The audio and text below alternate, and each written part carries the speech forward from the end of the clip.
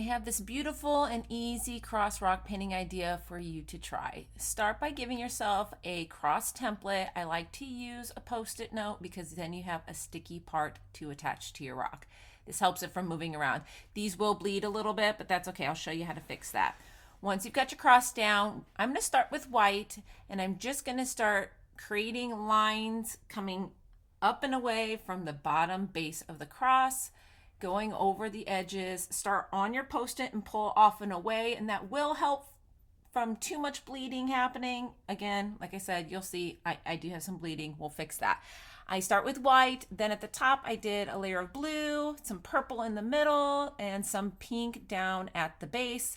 Go ahead and let those colors blend together a little bit. It's just fine. Just make sure that you've completely saturated the edge, and you can pull some of your other colors out in between the first colors you laid down.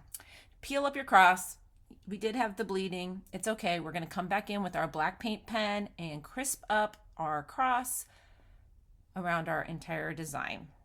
Let that dry completely, and then we're going to come in with gold. Now I'm using my dotting tools, and I'm going to lay my gold down inside my cross first, not getting too close to the borders.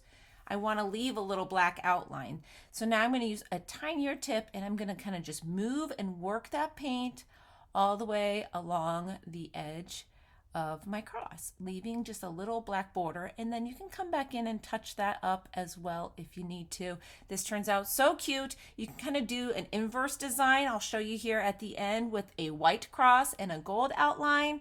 Either way looks beautiful. Let me know if you have a preference in the comments below, white or black design. I hope you paint a few of these for Easter this year. Follow for more.